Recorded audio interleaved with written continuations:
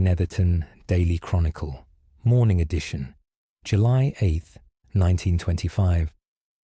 Good morning, gentle listeners. Edmund Pruitt, greeting you on this Wednesday, as our village awakens to another promising midsummer day, following yesterday's triumphant archaeological expedition.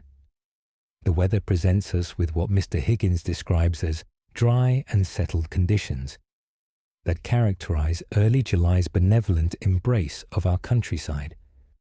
Clear skies stretch across our peaceful landscape, with a gentle breeze from the southwest carrying the mingled fragrances of roses at their peak bloom and the sweet scent of honeysuckle across the village green.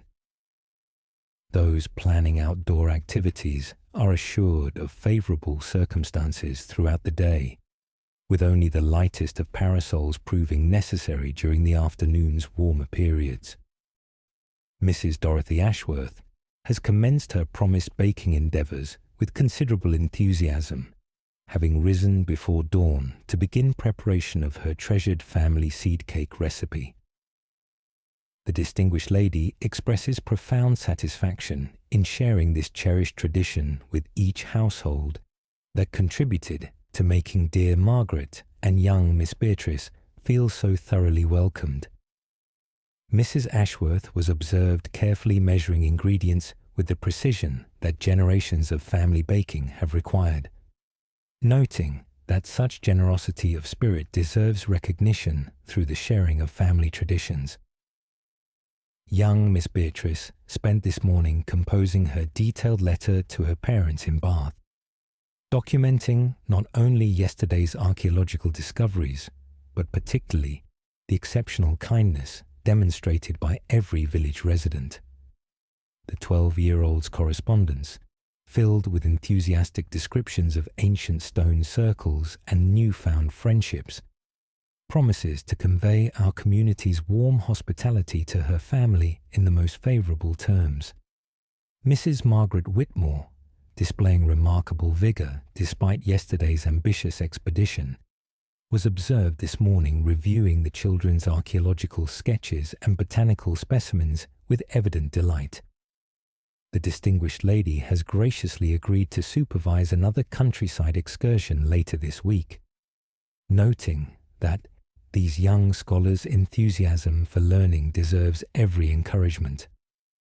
Mrs. Barnes's Leghorn hen maintains its exceptional productivity, presenting this morning's egg with what Mrs. Barnes characterizes as Wednesday morning enthusiasm, perhaps inspired by yesterday's archaeological excitement.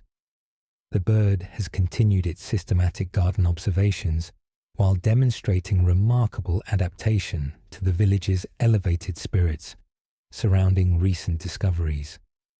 The tearoom announces a Wednesday special of iced elderflower and mint cordial, which Mrs. Hartley has prepared using elderflowers from Miss Pemberton's garden and mint from her own flourishing herb collection.